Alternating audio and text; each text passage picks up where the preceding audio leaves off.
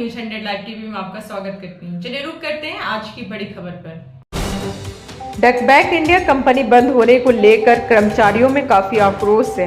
डकबैक India Ranchi के कर्मचारियों का आक्रोश है। उन्होंने प्रबंधक से साफ कह दिया कि पहले कर्मचारियों को बकाया भुगतान करें, फिर कंपनी बंद करें। आपको बता दें, रांची में कार्यरत लगभग 65 कर्मचारी है, जिसमें 31 कर्मचारियों को कोलकाता शिफ्ट किया जा रहा है। सेवानिवृत्त कर्मचारियों को ग्रेजुटी नहीं देने और बिना कारण से कारखाना से मशीन को बाहर ले जाने के विरोध में डकबैक इंडिया कर्मचारी लगातार विरोध कर रहे हैं। कर्मी लगातार धरना प्रदर्शन कर रहे हैं। कर्मियों का कहना है कि प्रबंधक को यदि कारखाना बंद करना है तो सबसे पहले हम कर्मचारियों का पूरा बकाया भुगतान करें।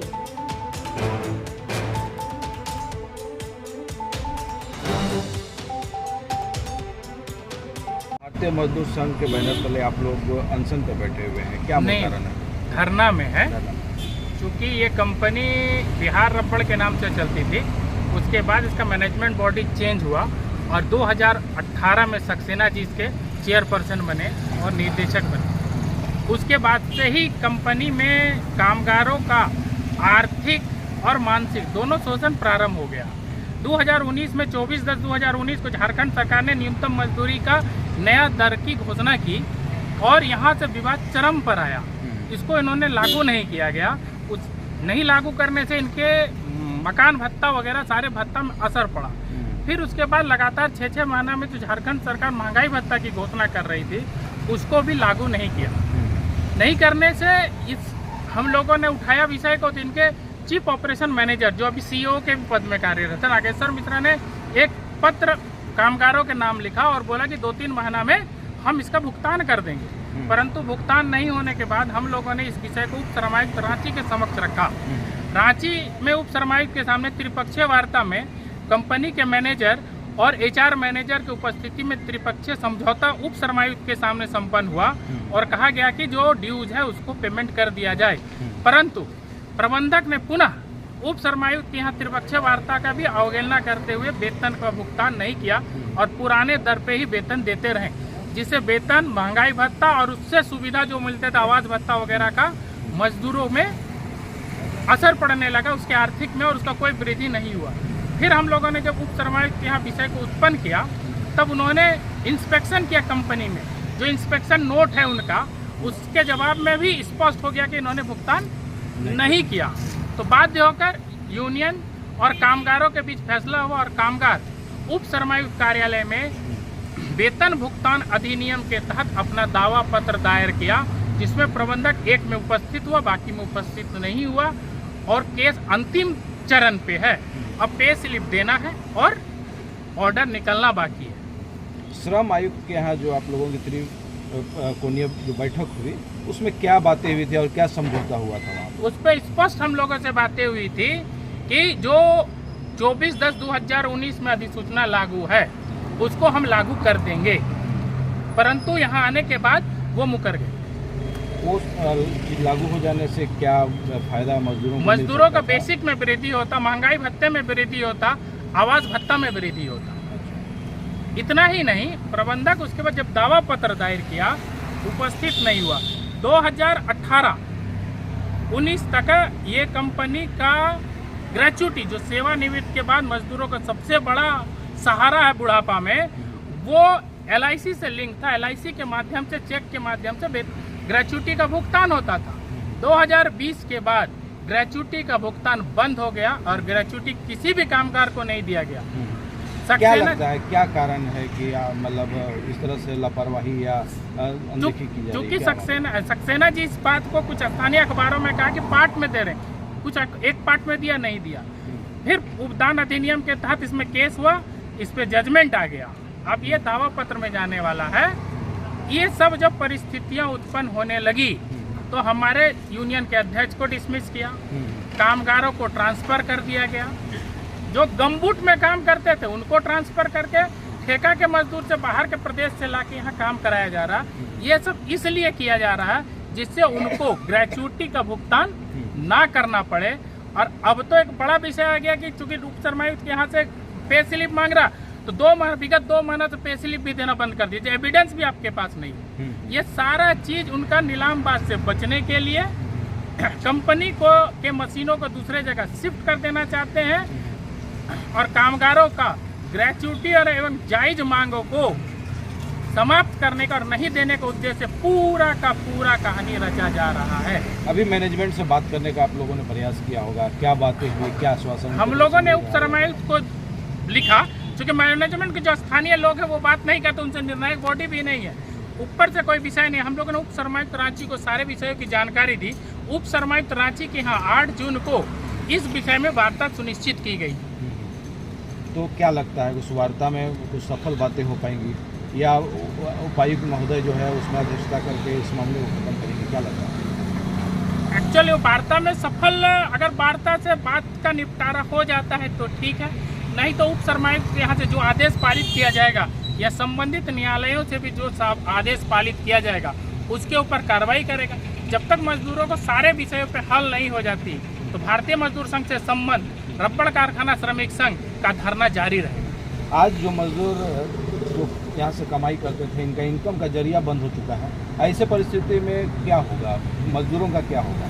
क्योंकि मजदूर का यही इनका विषय है कि हम वेतन बंद कर देंगे, ट्रांसफर कर देंगे, वहाँ नहीं जाएगा तो वेतन बंद हो जाएगा। वेतन बंद होने की स्थिति में मजदूर स्वतः, चूंकि मजदूर वर्ग निम्न आय का वर्ग होता है, लेबिलिटीज बहुत सारे होते हैं, तो मजदूर फिर कहीं ना कहीं पलायन कर जाएगा। उस परिस्थिति में इनको लगता है कि हम इनका जो भी न्यायिक ड्यूज है उसको नहीं देते हुए हम बरी हो जाएंगे। तो आगे की रणनीति क्या होगी आप लोगों की? आगे की मजदूर का जो स्थिति है, रोड में आने की स्थिति में आ गए हैं मजदूर, तो ऐसी स्थिति में संघ क्या करेगा? भारतीय मजदूर संघ के तरफ से इस विषय में जो और यूनिट हमारे हैं वो भी इस धरना में शामिल होंगे और जो भी दूसरे असेसमेंट की आवश्यकता होगी वो हम असेसमेंट इन लोगों को देंगे। 2018 से हम लोग का जो वीडियो वगैरह मांगने का जो ये था तो कंपनी ने दिया नहीं हम लोगों को।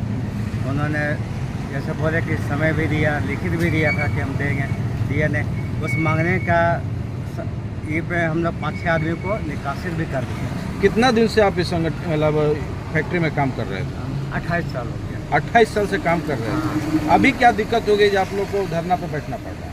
अभी दिक्कत वही हो गई कि हम लोग को वीडियो नहीं मिल रहा था, तो वो सब मांगने के कारण समय दिया नहीं दिया, तो हम लोग लेबर कमिश्नर के पास गए, वहाँ लेटर दिए, तो हम लोग को अध्यक्ष जो है चंद्रशेखर प्रसाद और उनके साथ और 6 आदमी को निकासित कर। वो चंद्रशेखर जी इसी फैक्ट्री में काम करते हाँ। थे, तो क्यों निकाला गया, क्या बोला गया उनको निकालने के समय? उनको बदनाम किया कि गलत करता है या मुंह लगाता है कंपनी से। हम पैसा मांगेंगे, अपना हक मांगेंगे तो मुंह लगाना नहीं हुआ। राजनीति करता है। हाँ, अपना हक मांगता है। उनके नज़र में राजनीति करते हैं। राजनीति करता है। हाँ, तो इसी तरह हम लोग भी किए ये वीडियो के लेकर के, तो बोला इन लोग नेतागिरी करता है, तो अपना बहाना ढूंढ करके हम लोग को भी ट्रांसफर कर देते हैं। वो तो जाएगा नहीं, हम अपना चलाएंगे कैजुअल से, इन लोग को बाहर कर देते हैं। अभी क्या आप लोग को मतलब यहाँ काम करने के लिए नहीं दिया जा रहा है, क्या बात है? हाँ, हम लोग के यहाँ काम करने नहीं दिया, हम लोग को ट्रांसफर किया कलकत्ता। ट्रांसफर कर दिया गया? हाँ, तो कहीं करेंगे तो आप कुछ तो बताएंगे ना, क्या देंगे बड़ा। आप यहीं पे केस चल रहा है, आप कुछ यहीं नहीं दे रहे, तो क्या प्रूफ है कि आप वहाँ जाके हमको अच्छा से रखेंगे या इसके लिए देंगे? मैनेजमेंट से बात की है कि हम लोग अगर कलकत्ता जाएंगे तो क्या मिलेगा, नहीं मिलेगा? मैनेजमेंट बात करने के लिए तैयार नहीं, बोलते ऊपर से जो आदेश है वो हम लोग कर रहे हैं। मैनेजमेंट कुछ भी जवाब नहीं, नहीं चाहिए। कुछ नहीं देते हैं। क्या बोलता है मैनेजमेंट? तो बोलते हैं जो हम लोग का आदेश मिलता है बस लेटर थमा देते हैं, 3 दिन के अंदर जाना है या 10 मई के अंदर में जाना है, बस यही सब बोलते हैं। आदेश कहाँ से निकलता है? आदेश कलकत्ता से वही ओम प्रकाश सक्सेना जो मालिक है कंपनी का, तो मालिक वो से जो इन आदेश लोग का करता बोलते हैं वही इन लोग करते हैं। इन लोग अपना मर्जी से नहीं मतलब करते। यहाँ कोई मैनेजमेंट ऐसा नहीं है जो आप लोग का दर्द समझे? नहीं, तो आगे क्या आप लोग सोच रहे हैं, क्या करेंगे आगे? बस जब तक हम लोग के पूरा नहीं करेंगे बस धरने में रहेंगे। आप 28 साल से लगातार आप हाँ। लोग यहाँ काम कर रहे थे, आप लोग का पीएफ भी कटता होगा, हाँ। आप लोग का सारा सिस्टम चलता हाँ, होगा, सारा सिस्टम ठीक है? चलता है। तो वैसे परिस्थिति में मैनेजमेंट से पूछे होंगे कि अगर हम आगे चले काम नहीं करें या काम करें वहाँ पे तो क्या बोला गया, क्या आश्वासन मिला उनके तरफ से? वो आश्वासन लेते वहाँ मिलेगा, तुम लोग जाओ 12-7 एक जगह पर बांग्लादेश के बगल में कहीं बॉर्डर पे, हमको पता नहीं, गए भी नहीं है, और मिलेगा। लेकिन हम लोग को लगता है कि जब यहाँ वो दे ही नहीं रहे 4 साल से, तो वहाँ जाने के बाद क्या देगा हम लोग को? 4 साल से कुछ नहीं मिल रहा था? नहीं, ना वीडियो मिल रहा है, ना एगो बनवारी प्रसाद है बेचारा 2 साल में डेट कर गया, उसका ग्रेजुएटी अभी तक नहीं मिल रहा। अच्छा। ऐसे भी आदमी लोग हैं रिटायर हो जा रहे हैं लेकिन ग्रेजुएटी नहीं इस मिल बात रहा को संघ के पास आप लोग रखे, हाँ, संघ हाँ, क्या रखे बोला हैं। इसके लिए? है। वहाँ भी रखे हम लोग लेबर ऑफिस में भी, वहाँ केस भी चल रहा है, वो ऑर्डर भी दिए, समय भी दिए हैं, फिर भी इन लोग जाने के लिए तैयार है। डेट में जाते ही नहीं है तो फैसला क्या होगा? अच्छा, डेट में नहीं जाते? नहीं, वो बोलता है हम खींच लेंगे 10 साल ऐसे। कौन बोलते हैं इसे? मैनेजमेंट क्या नाम है? ऑफिस छात्र का क्या नाम है? जो बोलते हैं उनका नाम क्या है? छात्र उषा देवी है, ये नहीं प्रबंधक है, मेन तो वही है गौतम घोष। गौतम घोष, हाँ। वो क्या मैनेजमेंट है? हाँ अच्छा, मैनेजमेंट, वो बात करने के लिए तैयार ही नहीं सर हम लोग सर। कोई बात नहीं। मजबूरन हम लोग कैसा 28 साल से आप लोग नौकरी उसके किए, अलावा अभी हमारे- परिवार कैसे चल रहा होगा आप लोग? काफ़ी दिक्कत होता होगा। बहुत दिक्कत हो रहा है, बहुत दिक्कत कैसे हो चल रहा है परिवार आप? रहा है। बस किसी तरह चला रहे हैं। आपका परिचय? जब्बार अंसारी। क्या कारण है 28-29 साल काम करने के बाद आपको इस तरह से धारणा प्रदर्शन करना पड़ रहा है? धरना प्रदर्शन इसलिए कर रहे हैं कि हम लोग का 5 साल से महंगाई भत्ता नहीं मिल रहा है और जो आदमी रिटायर किया है उसको रिटायर पेंशन नहीं मिल रहा है और पहले वर्दी मिलता था, जूता मिलता था और कोई चीज़ नहीं मिल रहा है। कुछ नहीं मिल रहा है। नहीं, कितना दिन से आप यहाँ काम कर रहे हैं? मेरा 38 साल हो गया है। 38 साल हो गया। आपका उम्र अभी कितना है? मेरा वो वही 57 साल चल रहा है। 57 साल हो गया है। कितना साल का उम्र में आप मतलब काम शुरू किए थे? हम 17-18 साल की उम्र में। 17-18 साल से काम कर रहे थे। हाँ, और अभी अब आपका ग्रेजुएटी रिटायरमेंट होने का सही समय में आपको ऐसा हाँ, दिक्कत किया जा रहा मेरा है? सर्विस अब मैंने 26 जनवरी में 7 जनवरी 26 में 7 जनवरी को रिटायर करेंगे। 2026 का 7 जनवरी को। हाँ, अच्छा, तो आप मैनेजमेंट से इस संबंध में आप लोग ने बात की है कि क्या है ऐसा कर रहे हैं? हम लोग का जीवन का बात है, बाल बच्चा है, परिवार है, कहाँ जाएगा? हम लोग तो बात करते हैं लेकिन वो कुछ बोलते हैं कुछ नहीं बोलते हैं। नहीं, रिटायर पेंशन देवे नहीं करते हैं। अच्छा, और 10-15 आदमी रिटायर हुआ उसका भी पेंशन नहीं, ग्रेजुएटी नहीं दे रहे हैं। क्या बोला जाता है उनका ग्रेजुएटी देने में? कुछ बोलबे नहीं करता, वो खाने के चक्कर में। और आप लोग का दिक्कत क्या है? अभी आप लोग जो यहाँ पे अनशन में बैठे हैं, आप लोग का दिक्कत क्या है? हम लोग का वही सब कोई चीज़ नहीं मिल रहा है और कब से नहीं मिल रहा है?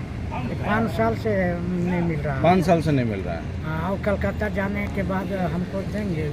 मतलब 5 साल से सिर्फ वेतन मिलता है, खाली ग्रेजुएटी नहीं मिलता, मतलब एक्स्ट्रा जो है वो नहीं एक्स्ट्रा मिलता। जो अलावेंस जो मिलता मिलना है, है मकान भत्ता मिलता है, अथी मिलता है, सब बंद कर दिया। सब VDA मिलता है, महंगाई भत्ता सब बंद कर दिया है।